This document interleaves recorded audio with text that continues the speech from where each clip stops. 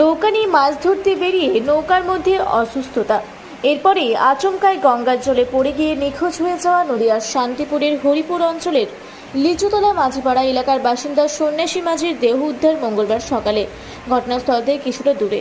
ঘটনাটি ঘটেছিল কালনা থানার অন্তর্গত কালনার মহিষমর্দিনী ঘাট সংলগ্ন এলাকায় এদিন সোমবার সকালে। ঘটনার সময় ওই নৌকাতেই ছিল তার নাবালক নাতি সম্রাট মাঝি। এরপরেই সে চিৎকার করে এলাকাবাসীকে জড়ো করার পর তার খোঁজ চালানো শুরু হয়। অন্যদিকে প্রশাসনের তরফে বিপর্যয় মোকাবিলা দপ্তরের কর্মীরা উঠেছে খোঁজ চালিয়েছেন নিখোঁজ ওই ব্যক্তির। এরপর মঙ্গলবার সকালে উদ্ধার হয় ওই ব্যক্তির মৃতদেহ। নদিয়া থেকে সৈয়দ আবু জাফরের রিপোর্ট, রূপসী বাংলা মিডিয়া।